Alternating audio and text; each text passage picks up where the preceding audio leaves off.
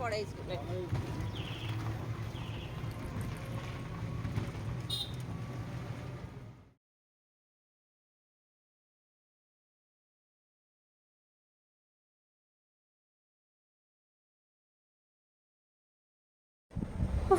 এই সবে বাড়ি ঢুকতে পারলাম। এখন কটা বাজে? 8:30।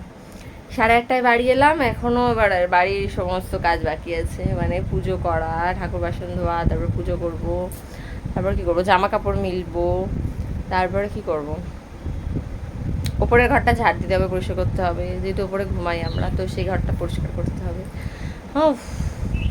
চলো সারাদিন কি করছি দেখাচ্ছি, টাটা।